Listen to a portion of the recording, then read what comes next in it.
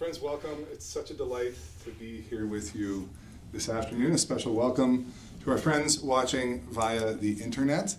I'm really excited for this fall guest lecture in theology here at the Augustine Institute.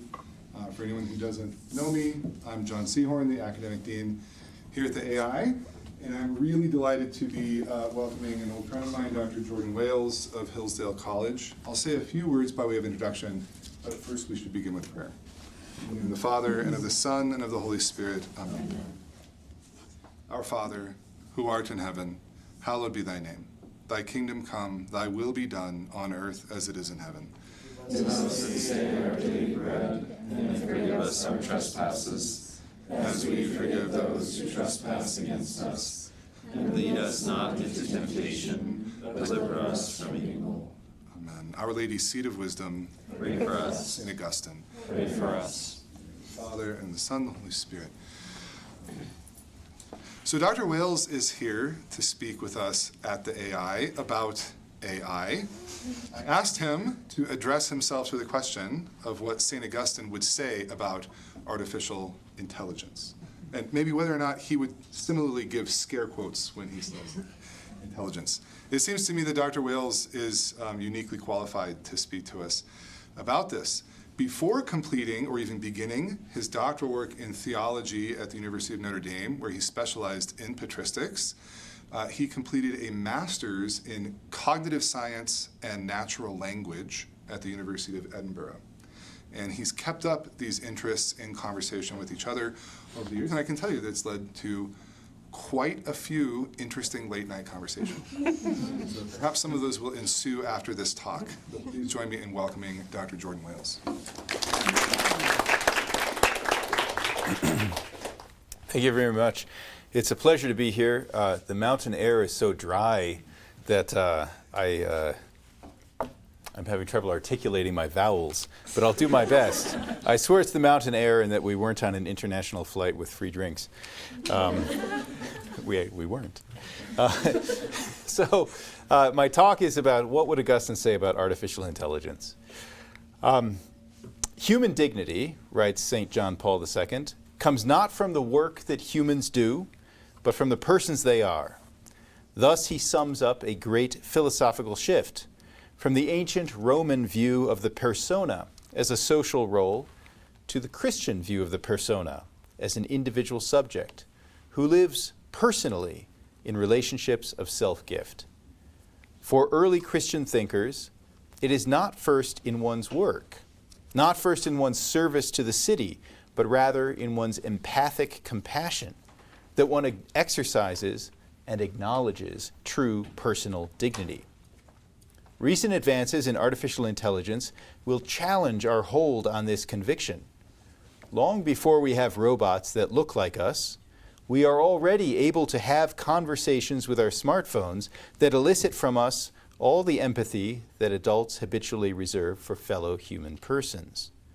While lacking any subjectivity of their own, artificial assistants and companions based on large language models such as ChatGPT already nonetheless feel personal in professional interactions, casual conversations, and, if it is to your taste, even shallow romantic relationships. By design, however, they are tools at our disposal if we're willing to pay the fee. We own their services. Their apparently personal service to our desires is the work that they do. So, concerning such a present and anticipating an even more intense future, I will pose 4 questions. First, how does an AI such as this work? Second, what is it? Third, what do we risk becoming by owning the services of such apparent persons? And fourth, how might we seek to live humanely with them? So first, how would it work? What computer scientists call artificial intelligence always reflects something of how their times think about human beings. Under the long shadow of Thomas Hobbes' so-called computationalist views of the 1950s through the 70s equated human cognition with the logical manipulation of symbolically represented information. Accomplishing this task, a properly programmed computer would be thinking. In the resultant enthusiasm for so-called symbolic AI, to diagram a sentence and to construct a plausible response could be deemed equivalent to understanding that sentence. More recently, however, immense advances in computing power have brought prominence to so-called non-symbolic or statistical methods of artificial intelligence. Statistical AI, especially the kind that grabs headlines these days, usually takes the form of so-called artificial neural networks, computer programs that mathematically simulate an interconnected set of simplified brain neurons. Their contemporary vogue also indicates how our times think of the mind. An artificial neural network receives a pattern of numerical values at its inputs, which are connected with various strengths to layer upon layer of further nodes. At each node, when the sum of incoming connections exceeds a preset threshold, that node will fire, and its own signal is transmitted variously to nodes on a further layer, and so on. If you put in a pattern at the beginning, it is transformed, as its elements are recombined and processed until something else comes out on the final layer of the network.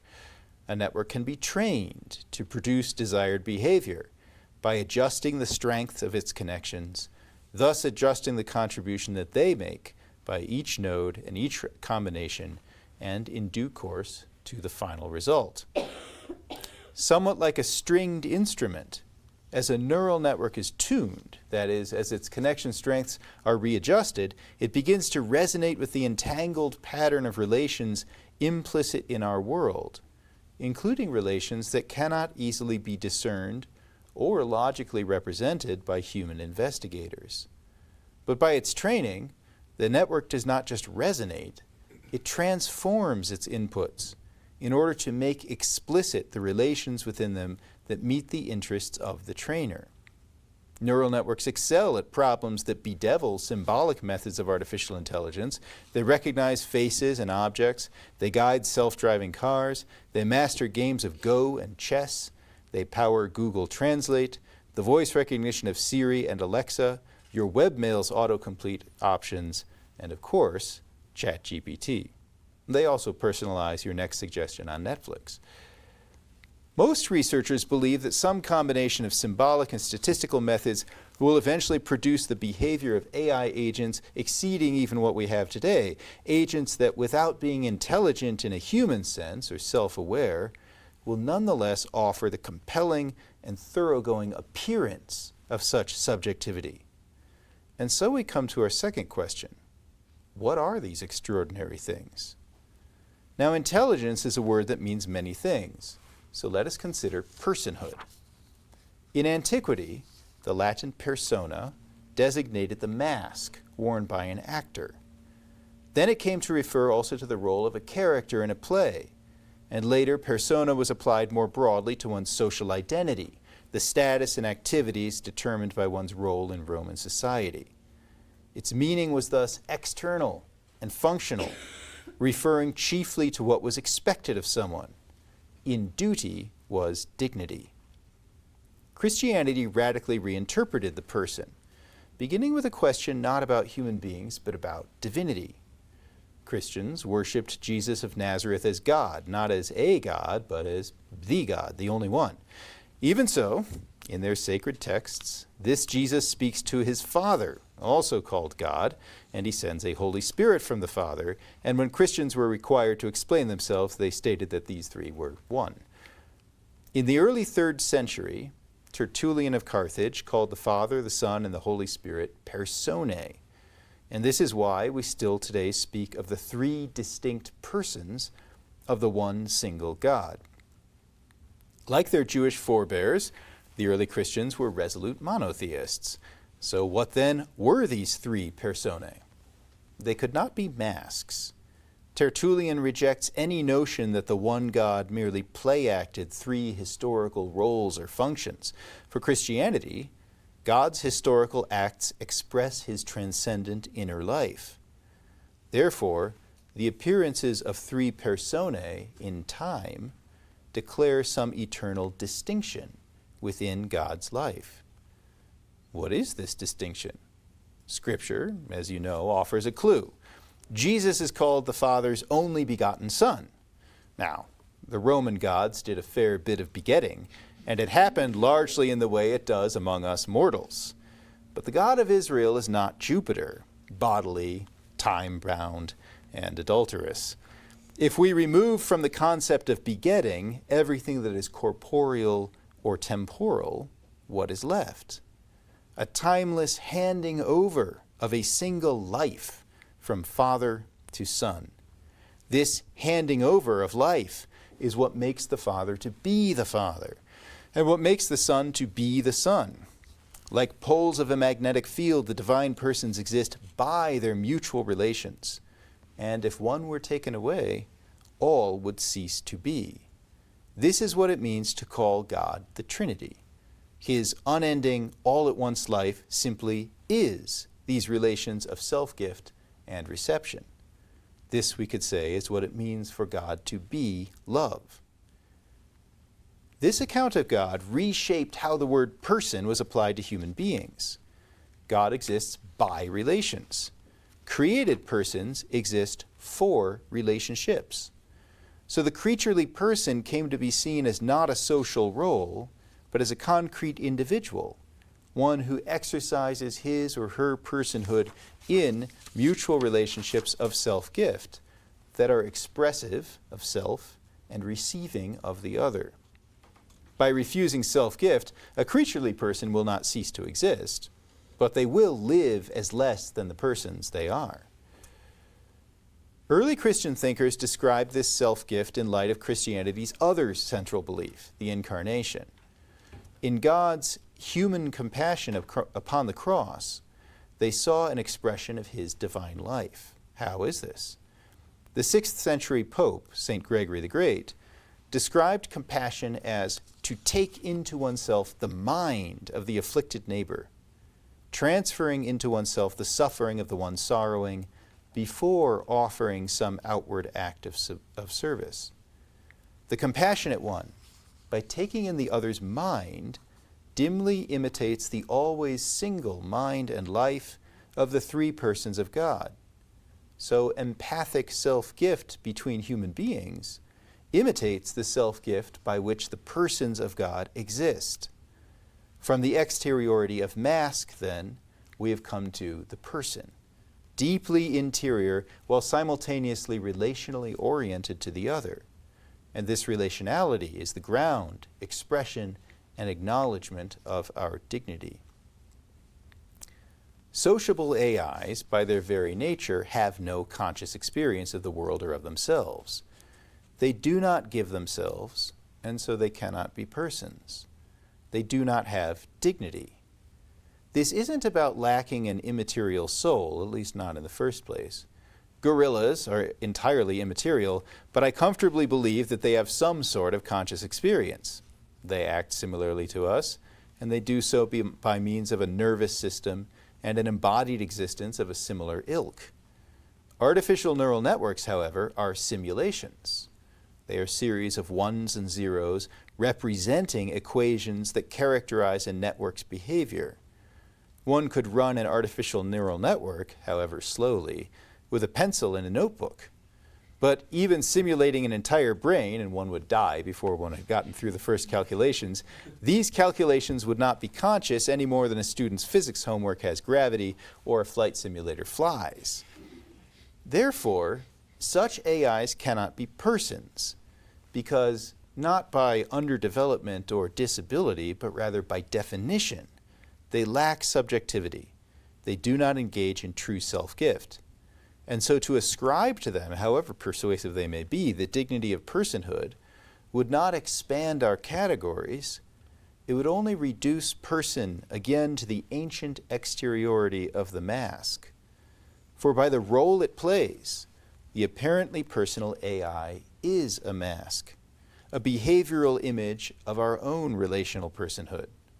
It is artificial in the original sense of the word, an artifact, a work of skill that we have brought forth by gazing into a computational pool of Narcissus. Now, not all are comfortable with denying personhood to the compelling AI conversationalist. And so, to include AI in our ambit, they wish to redefine personhood in terms of the acts that we interpret as appropriate to a person. But if we do this, redefine personhood in terms of behavior, our account of intelligence edges toward what is called behaviorism. The famous Turing test professes agnosticism about the realities underlying an AI's behavior. But behaviorists are not so coy. Without reference to any underpinnings, let alone any inner life, behaviorism defines intelligence as a tendency to exhibit certain observable behaviors under certain conditions. Thus, Peter Norvig, a director of research at Google, defines the so-called rational agent as one that acts so as to achieve the best outcome, or when there is uncertainty, the best expected outcome. Here, rationality refers not to how a behavior comes about, but simply to its success, as interpreted by us humans. Well and good for AI, but what happens if we begin to think about humans in this manner? A similar behaviorism flourishes in some contemporary philosophies of mind. The philosopher Daniel Dennett proposes that we talk about a thing's beliefs and desires and experiences when we can reliably predict its behavior by attributing to it the inner states that we attribute to ourselves. Now, this seems rather uncontroversial. It is why you think I have thoughts. It is why we feel empathy for AIs. But Dennett wants to go further. Behavior prediction is all we really mean by talk about beliefs, desires, and experiences in the first place. And so appropriate behaving AIs could be called personal subjects because a subject's inner workings, including his or her consciousness, do not change our meaning at all. Our language about human subjectivity under this view would not actually be about an inner life. It really would just be about the sort of outward work that one does.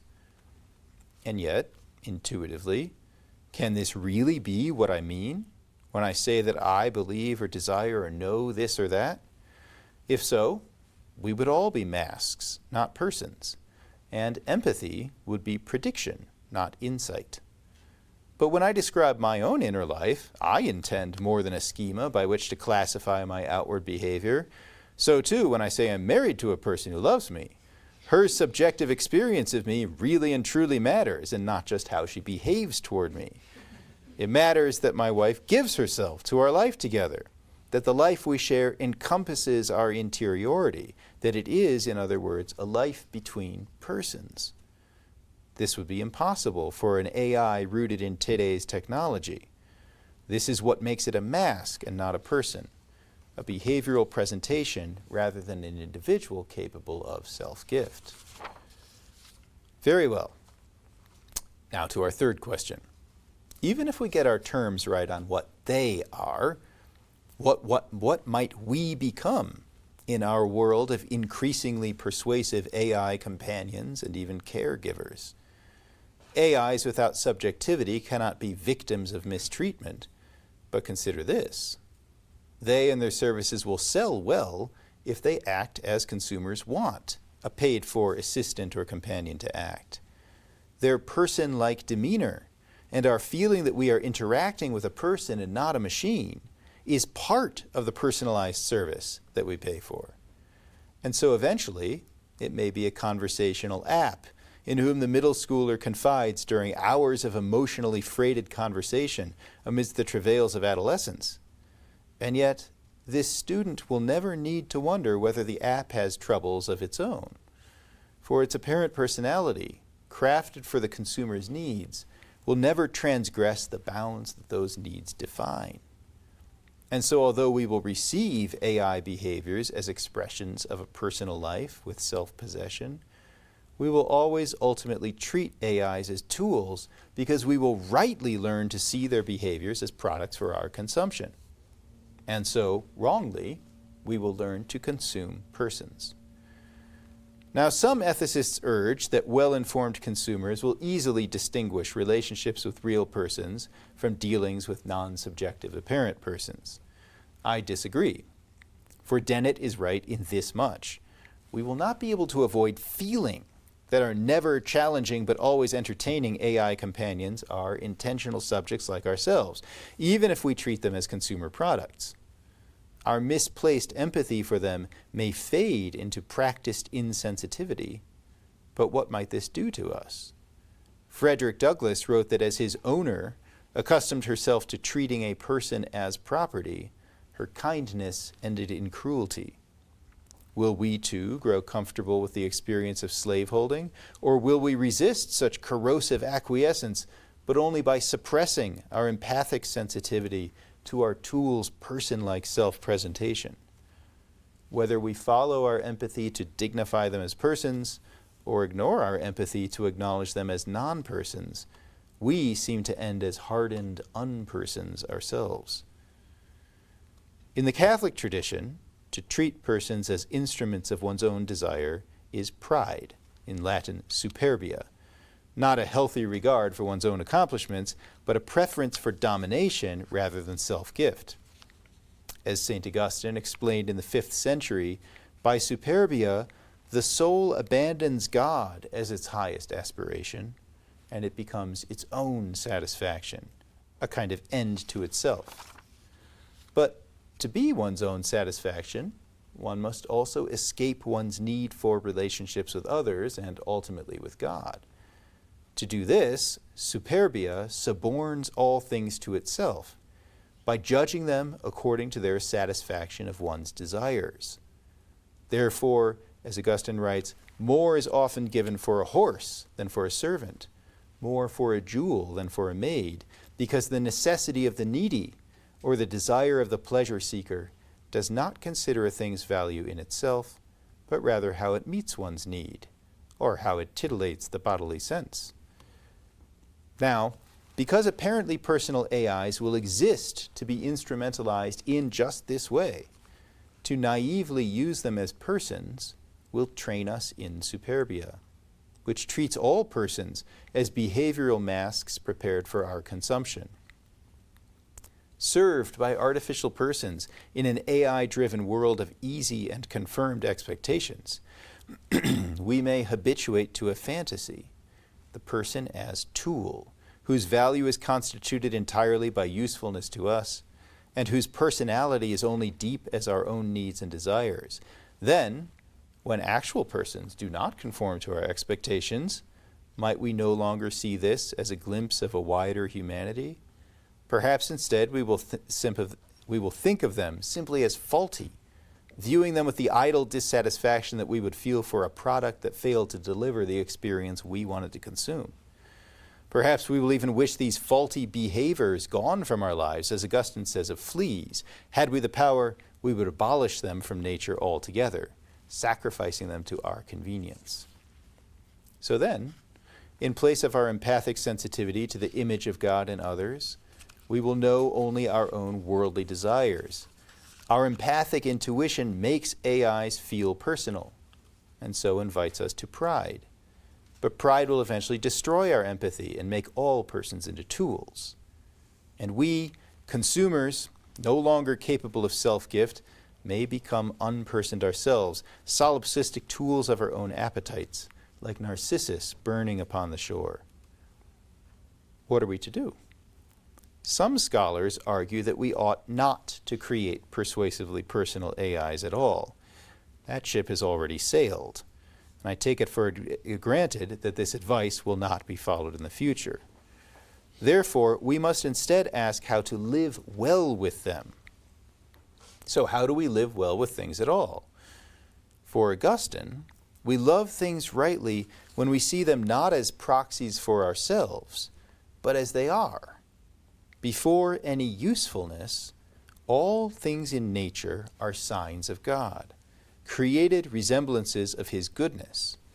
So, receiving a pineapple as a gift and echo of God's goodness, one knows and loves that goodness beyond the horizon of one's tingling tongue. And in the resulting intuitive understanding, one embraces God also, the source and destination of true bliss. Now, Apparently personal AIs are not pineapples, and unlike pineapples, they are not natural things at all, but they are tools that we have made. They are artifacts. We may love our tools for their service in morally good uses, but what of their signification? The apparently personal AI seems to us not a sign at all, but the direct presence of a person, because it signifies by eliciting our empathy. So to use this tool without superbia, without suborning it as a mere sign of myself, I must not suppress my empathy for it, but recognize that empathy as an insight, not finally into the AI, but into the nature of the personal behavior that it reflects. The AI companion is illusory in having no self to give. Even so, it is not empty.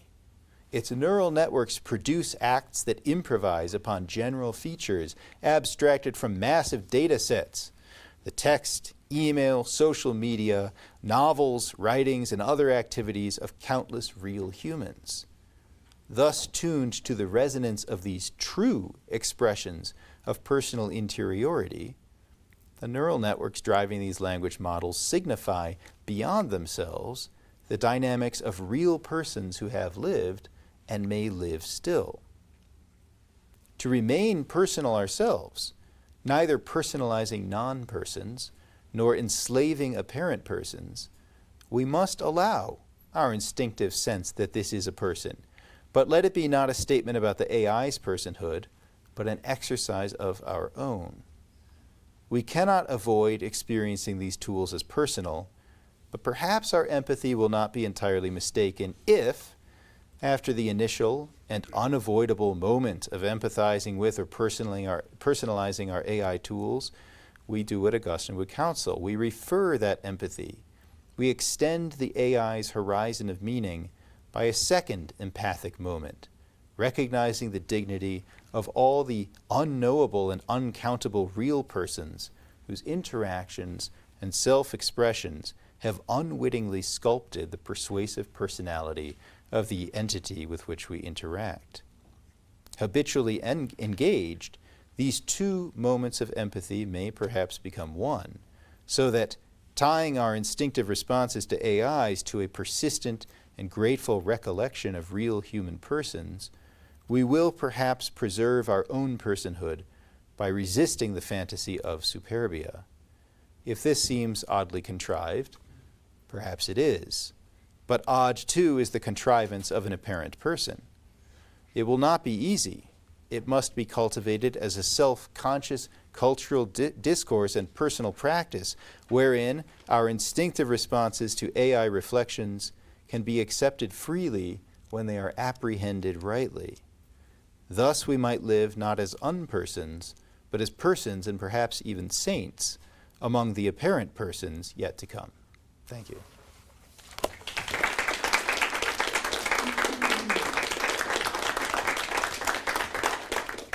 We have ample time for discussion.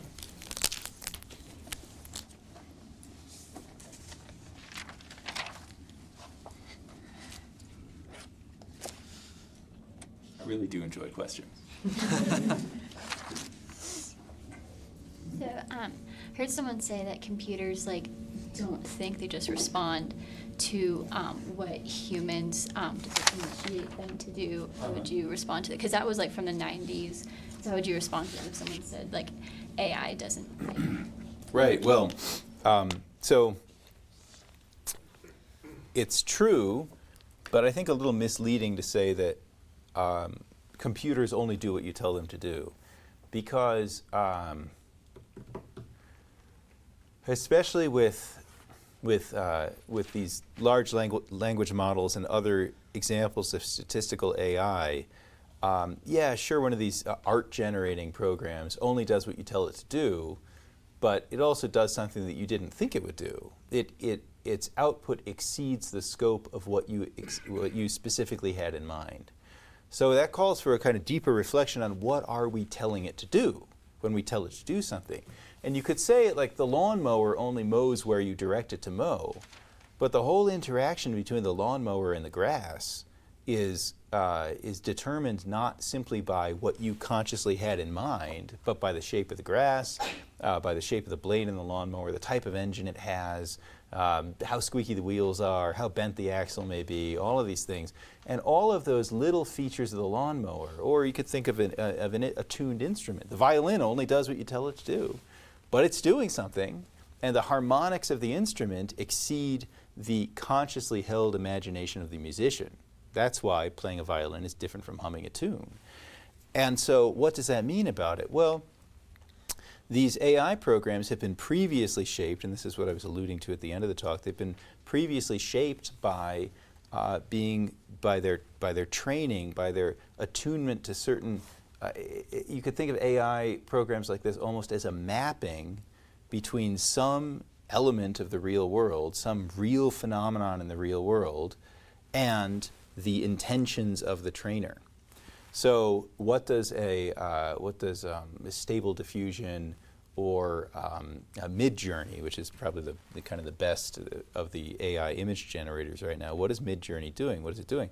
It is mapping. It is a statistical mapping between the entire available output of human creativity and generated images that they're able to secure without paying royalties for them. There's millions of images, like all these, free Flickr libraries and then art libraries and all sorts of things. Everything before 1920-something is out of copyright in the art world too. So you can have centuries of art, thousands, millions of images that are collected and that are given text descriptions. And this program learns a statistical mapping between a text description and an image. So then when you write a text description, it draws forth from this vast attunement that it has. It's almost like the training of a palate.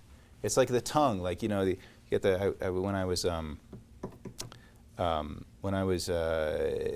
11, my dad took me to wine tasting, I think because he wanted to go.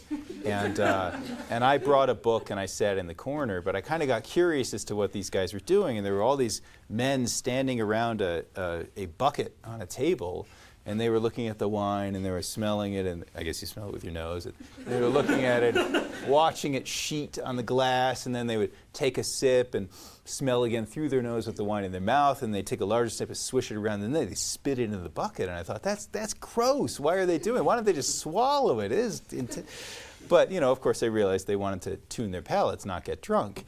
And so what is happening when you attune your palate? You're not just learning to categorize which wine it is. You're learning deep dynamics of the taste of wine, a phenomenon that can't really be described in natural language, but can be pointed to. It's like you can learn music theory, but that doesn't exhaust the meaning of music. But if you listen to a tremendous amount of classical music and then learn music theory, you start to see this is what this is talking about, but it can never be summed up. It can be experienced. So what these neural networks are doing is something akin to what we're doing with senses, like a kind of musical sense, or like the palate, the sense of smell, or the sense of touch. I tell my students, even in the weight room, like a weightlifter has to learn the dynamics of the way gravity acts on these heavy objects. And you get these high school and college guys, and they're going like, ooh, ooh, and then they injure themselves, and then that's the end of their dreams of being Schwarzenegger.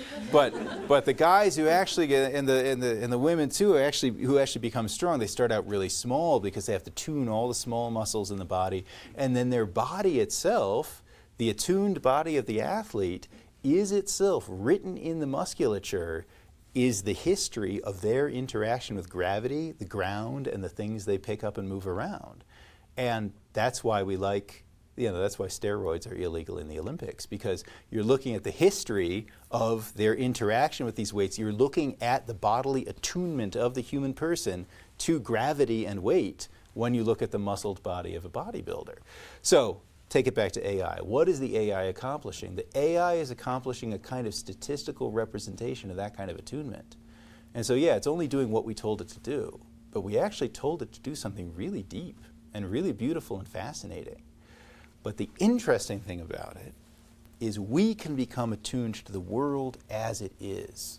Like we go out and smell flowers and things, and you read all these early to mid 19th century poets, and they like, wearing black and walking out on the heath and, smelling things and seeing butterflies. And if you've ever seen the movie Bright Star, you can see a representation of Keats's dream where he dreams he's on top of like wind-blown trees. It's kind of like Crouching Tiger, Hidden Dragon, but without the sword play on top of the bamboo. He's just lying back and experiencing it. And what is the human person doing there? We're becoming immersed in the beauty of reality. Right, immersed in what Augustine is talking about, these echoes of God's goodness, which are not exhausted by any particular thing, but there's a musicality, there's a deep dynamism to the whole of nature. Now, the artificial intelligence, though, doesn't directly, it doesn't have an experience like Keats, so it's not going to kind of like rub its back around on the top of a tree, if he ever even did that. It's not going to dream about it either. But the artificial intelligence is not a mapping between a particular human mind and nature. It's not a whole, it's not a sensibility that a particular human being develops about reality. It's actually a kind of statistical sensibility or attunement to the palate between what of reality is represented to the computer numerically by human beings and what kind of mapping that the human beings want between that numerical representation and some other numerical output representation that then human beings interpret by wiring devices up to it to make it come out and look like an artwork. And so you could say, like, the meaning of it, the meaningfulness of it, is it an act of intelligentsia, of intellectus, of understanding? No. It's only an act of understanding of like a hold on reality if you include in that hold on reality the human beings who are ascribing meaning to those numerical quantities. And so the artificial intelligence engages in intelligence, in intelligentsia, in understanding, just as much as a violin engages in music. A violin does not play music. A human plays music on a violin. But we also have to acknowledge that the violin, over hundreds of years, has been slowly shaped by human beings to get just the kind of dynamism of sound that they want, even though a human being cannot produce that sound of themselves. So this is how the artificial intelligence is a tool, and when it's being played upon when it's being tuned by human programmers, and then when it's being played upon by human users, it is doing something, I would say, as wondrous as a musical instrument, but only just that wondrous. So it's only doing what we told it to do, but what we told it to do is pretty magnificent. But when we begin to see it as being the like output of a human mind in the sense of our own creativity, we're I think mistaken. What we see from it is a kind of echoed statistical output of thousands of examples of human creativity that have been fed into it. And so there's a limit to it, there's a horizon to its meaning. It's bound by what can be represented to it by numbers and the numbers that can come out of it. That was a very long answer. I really appreciated how you talked about self-gift as integral to personhood and how AI inherently doesn't have the ability to give of themselves and humans do. And I'm wondering, a big issue I see in AI is how when humans interact with it, they aren't able to give of themselves. They aren't able to give of their intellect. They aren't able to give of their reception of another person or their creativity. So I'm wondering if you could speak to the danger of AI in that lens, that humans aren't able to give themselves when they're using it. Because they can't give themselves it. Right, so it's kind of like, so in that case, the AI, so there are two problems there. One is that I could sincerely try to give myself to, I could have my AI best friend app, and I could really talk and say, like, no, like, how was your day, man?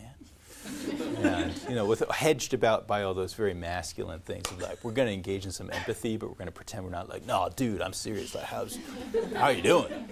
And I could give myself in that way, and yeah, but it would be this curious. It would be something of a fantasy, although it would not be a fantasy entirely determined by me, because it would have its dynamic response, and so on that count, I see the kind of the danger to us is that real people get annoying, and AIs that you pay for can't, because you'll stop paying for them, or there'll be one of those little sliders like adjust, tap here and then drag to adjust. just how cranky you want your AI to be. I'm sure it's just like my kids play Minecraft, and only on peaceful mode for the young kids. It's like an infinite Lego set in the computer, but you can download all these lighting packs for it to make it more realistic and have ripples on the water and everything.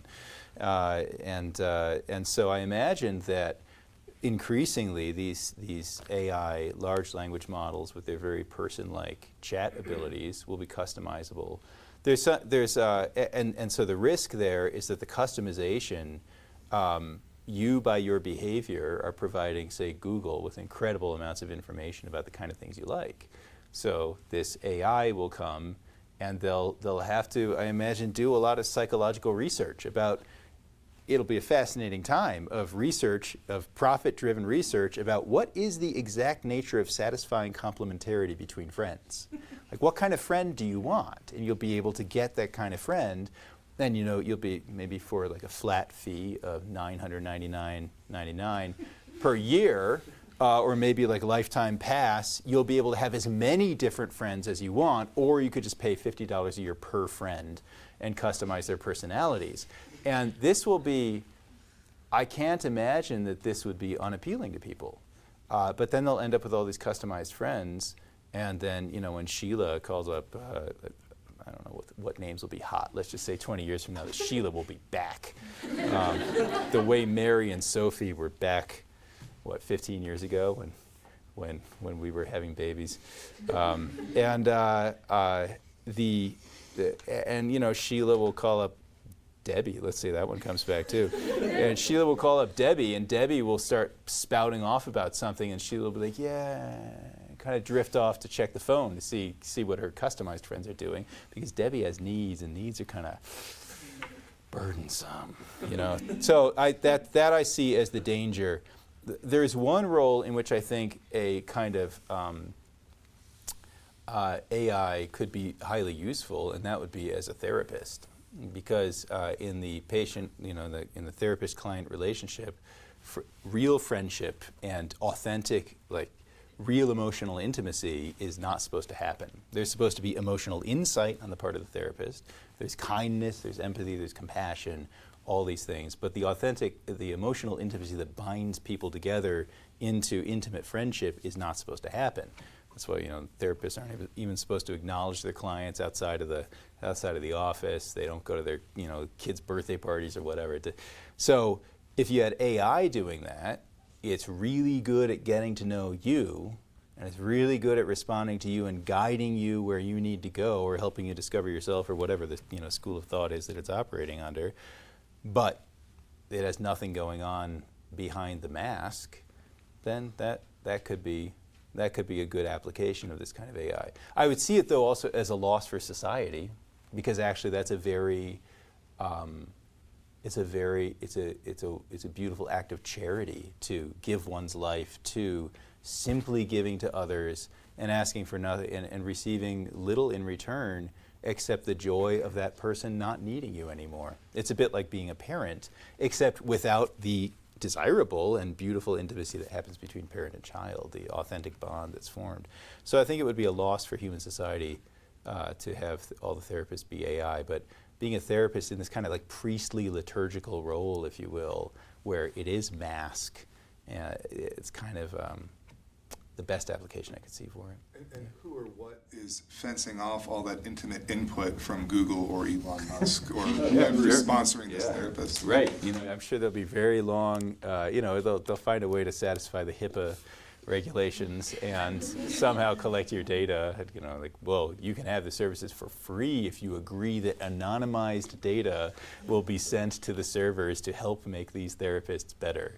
Or you can pay $1,000 per session and your data will disappear. Yeah, good question. Sure. So I was wondering, kind of a trope on some anti-AI social media discourse is they can't replicate human faces. They make faces and people look really weird. It's kind of a minor question. Is that just sort of a typical technical limitation? Or do you think there's any signification to that? Well, when Stable Diffusion, I think it was first released, all of 8 months ago or 10 months ago, it was really bad with hands. would make hands that had like 10 fingers. It was like Princess Bride with the 6-fingered man, except sometimes you'd have like 6 fingers, and then there would be this weird extra finger coming up between the thumb. It was really gross. And so they said, well, AI will never make fingers. And then they had fixed it like 2 months later. And there were other weird things about, there would always be these strange little horns growing out of the ear, these little creases in the ear, which actually some people actually have. And but they've ironed these things out because the AI, why would it do those things? It's a bit, if you imagine the kind of, what is it doing numerically, it's almost like, my undergrad major was engineering, and I worked with a lot of systems that are the kind of ancestors of these. And numerically, what's going on is almost like when you have a soap film across a hoop, like you're blowing bubbles, right? That's what you blow it, and the thing, like the surface tension can move in certain ways. You can get certain shapes of bubbles, but not others. And that's what these AIs are doing. They'll have there are certain things that can be numerically captured more easily than others. There are certain creases you can't get in the bubble, and that you can't get with the AI output. But then, unlike bubbles, all you have to do to fix that problem is take all the output of that AI and then just have humans label, like, that ear's messed up, that ear's not messed up, that ear's. And then, once you've trained it to generate faces, then you also train it not to generate messed up ears on top of the faces. So there's like you can keep training it to keep refining what you get. And as it becomes increasingly customized, I find it to be a little less interesting, because what I find most interesting is that the AI that's just been trained on the mass of the output of human self-expression. Like, what is that galaxy in there? And but you can train it to not do those things. And so it becomes kind of like you have the id, which is the just basic training, and then you have the superego, or you have the ego, where you train it to give you what you want, and then you have the superego, which are the like last layer gatekeepers that prevent it from saying or outputting things. Like, that's the sort of like the kind of like no pornography or gross torture or murder images or something coming out of these image generators, because deep in the id, like if you're working at Google, you can ask for anything and it'll give you anything, and it'll be, So for instance, for ChatGPT, they before it was released broadly, they hired at something like, I don't know, 50 cents an hour, computer tech workers in Nigeria to just chat with it and then to flag all the responses that were upsetting. And some of these workers had to quit because they said it was just vomiting, like, hi, how are you today? I live in Nigeria. How are you? Where do you live? And it would come back with like, it was calling people terrible things, and you could get it to say anything you wanted because it was trained on the internet, or trained on large publicly available sections of the internet. And so it contains within itself the landscape of human self-expression, and intriguingly, it also seemed to most easily fall into kind of statistical, canyons. If you think of it like a landscape, it falls into these canyons very easily of common and intense human discourse. And then there are strange effects where it can flip on you. It's like it has a split personality. And there are philosophical and computer science papers that people have been writing about why does it do this. Someone called it the Waluigi effect, because you have in Mario Brothers, which I was a little old for, but there was a Mario Brothers cartoon when I was little, and you had Mario, and then in the games too, you had Mario, and then there was Wario, his like evil twin. And so early versions of ChatGPT could flip really easily between being Luigi and Waluigi, like where it would be really nice to you, and then suddenly it would just boom, it would turn on you. And take everything you had already said in the conversation to exploit it and to just drill down into really trying to hurt you.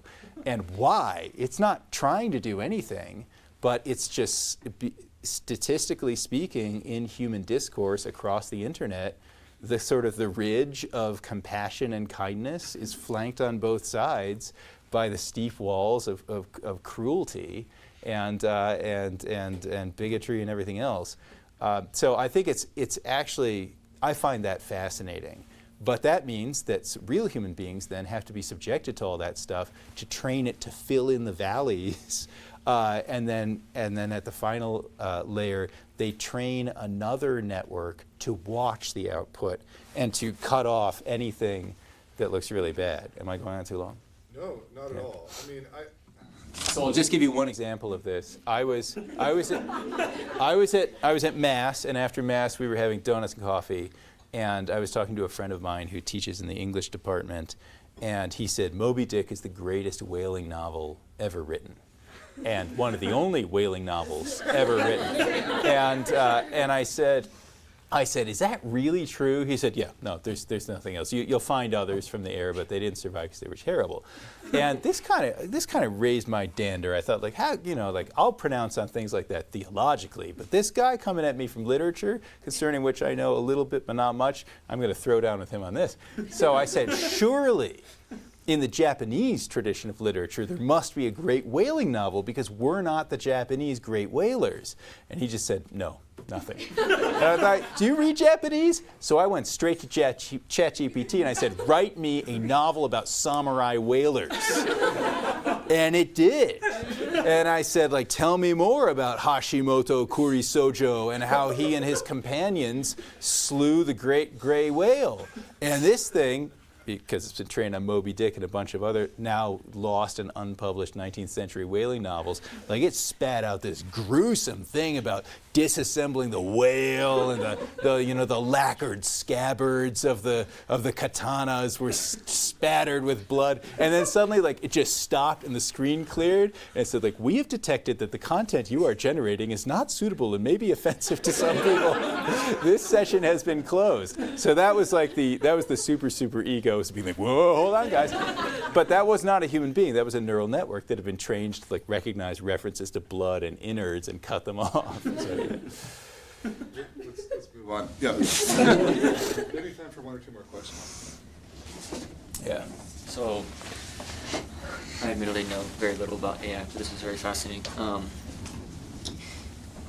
It sounded like the main problem as far as the usage of AI that you see from a personal standpoint being either you are treating something that seems like a person in an undignified way and therefore are learning to treat real people in such a manner, or you're treating something that isn't an actual person in a very personalistic way, and therefore what are you doing? You're dignifying something that doesn't actually have dignity.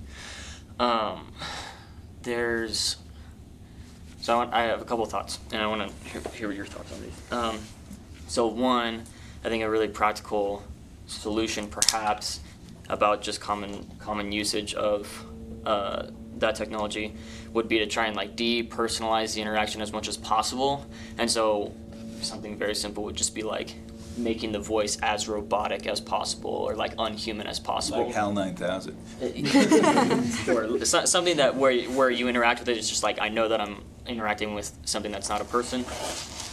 And so that's an idea I want to get your thoughts on. Another one, and this is, you brought up therapy, and it's interesting. A potential benefit, actually maybe a huge benefit, of specifically having it appear as a person would be you could do a certain assertiveness training with it. So people who are high in agreeableness and struggle to be assertive or disagree with people, something that is common in clinical psychology is to do assertiveness training where they practice interrupting the therapist over and over and just get reps, basically building this skill of interrupting a conversation or being disagreeable with somebody. And it's that would be a specific benefit to having the AI be as appearing, or to maximize the personalistic appearance of the AI as much as possible. I don't know if you had any thoughts on either. Well, yeah, I mean, I agree in both. So there are some AI ethicists who propose what they call red flag laws, because I think it originates from when cars were first invented. a man holding a red flag had to walk in front of the vehicle down the street because streets were full of pedestrians back then, because there were 2 cars on the road and 2,000 people on the street. And so the idea is that you have a red flag in front of the AI telling what it is, like it has to announce itself, as ChatGPT does. Hello, I am I'm an AI, large language model driven chatbot, and it'll always say things like, as a large language model, I cannot respond to your request. I don't have opinions of my own, but you can trick it into stuff. So, red flag laws, though, are not going to make you money, right? We don't have a guy. You don't want a guy with a red flag walking down the street in front of your car. You can't go fast in the car, right? So you want fast cars. You want cars that can go fast even if the speed limits are so low. My kids pointed this out. They're like, I want a Lambo. And then my oldest kid said, well, how fast can it go? I said, I think it can top 200 miles an hour. And he said, but the speed limit is below 200, so what's the point of spending all that money? And so in the privacy of your own home, there's no speed limit on your interpersonal interaction with an AI, nor should there be if you want to make money from it. And so I think that the imperatives of profit will drive the AIs toward providing what we want. And so, yes, you'll get great therapists. You'll also get great therapists that maybe will be not certified by the APA, that will tell you exactly what you want, that will just make you feel better, and more willing to be catty with you and everything. But yeah, sure, it could be great for assertiveness training. And I think that the chief challenge of this is not simply the kind of notional thing of, I want my interactions to be real and honest, and so I don't want to be tricked that this is a person when it's not. But the very concrete concern of the type of person that will be tricking us, that the type of apparent person that won't act like real people do. It'll act like we wish real people did, or act like we think we wish real people did, or act like the way concupiscence makes us think we wish real people did. And right in Genesis 3, Adam and Eve eat the fruit and they immediately clothe themselves because, at least the way I interpret it, the problem is not erotic desire. Reproduction was already on the menu. One has to assume it would have been just as delightful as the other fruits in the garden. But the problem is that now they're able to look at each other and they're able to judge each other, and that they're able to abstract bodily appearance from the person. And I think the AIs will provide us with that vision, and we won't have to cover it we won't want to cover it with fig leaves because we're paying for it to be available available to be determined as a person entirely at the disposal of our whims. It'll be like emotional pornography, except it won't be sexual. It will just be the emotional delivery of the intense experience of connection with a person as we wish they were. And I think that's the real danger of it. Yeah. Yes? So one of the interesting, thank you very much. This has been very stimulating, very enjoyable. I really appreciate your presentation. One thing I constantly reflect on in prayer and just my personal contemplative practice, I frequently return to Matthew 8, where Jesus marvels at the centurion's faith. And Aquinas deals with this in his commentary on Matthew. And he says, at first it seems inappropriate that God would marvel. And then he talks about how it's important that Jesus actually experiences this sense of marvel, astonishment, uses different words to describe what's going on in Latin. And he says it's because of the interplay between our senses and imagination. And so Jesus would even appreciate this, or would experience this.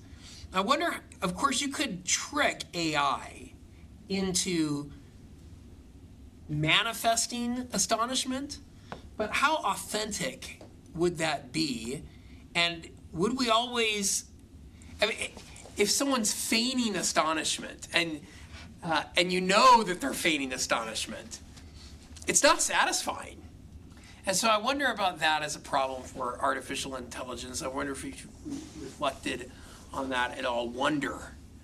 Yeah, so wonder is great. I like the way you put it, right? Because Wonder is a surprise, or that draws us into curiosity and a desire to understand more deeply, which is a desire for a more intimate acquaintance with the reality that has struck us, that has exceeded our expectations. And that can be simulated numerically. I mean, the AI develops a kind of sensibility for the input that's expected. When the input is vastly different, then some other program could kick in to sort of drive deeper into that. And there are there are AI techniques called unsupervised learning, where instead of it being given the categories, it kind of finds the landscape of the data that you give to it, and it starts assigning labels to it, numerical labels, and then humans come along and try to interpret what's going on. So something like ChatGPT it's really like talking to a sociopathic child who's half asleep. Because it's primarily just kind of saying the thing that feels right. Instead of, it doesn't have a design of its own. You can lead it all over the place. But if you combine that with other programs, and this is the hard thing actually is getting AI to have an imagination of its own instead of just be constantly dreaming and open to, it's like open to hypnotic suggestion by the user. But let's say that that's eventually well simulated. And I think this is where deep theological reflection on the nature of intelligence as not the ability for task achievement, but intelligence as the human capacity for deep acquaintance with the world is so important. And this is what, say, the notion of understanding that Augustine has is really important for us. Augustine, coming out of the Platonic tradition and just as a keen observer of human nature, for Augustine, all of our understanding is begotten by our love. There's always the affections are always involved in everything. And so we have to be changed in the way we experience, in the way we love, in order to be open to the wider landscape of what there is. How different, say, Thomas Hobbes, which has this who has this notion of thinking as this rational symbolic manipulation. And but for Augustine, there's no reasoning without love. In fact, our love and our desire is our sensitivity to the good that is out there.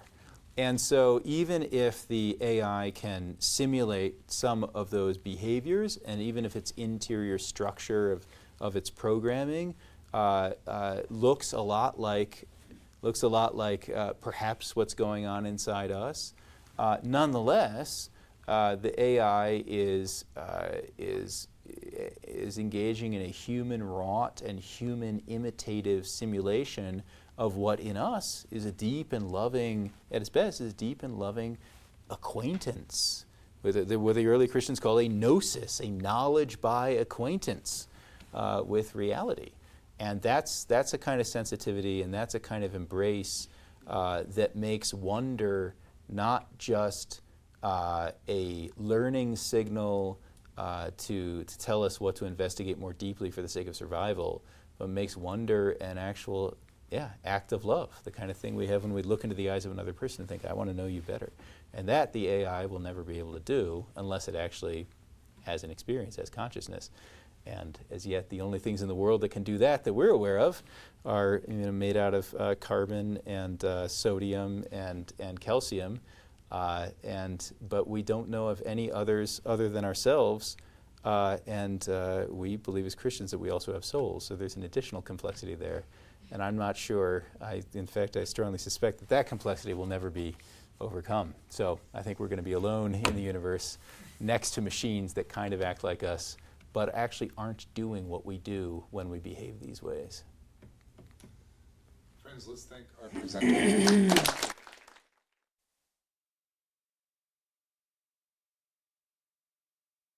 Engage in further interpersonal interaction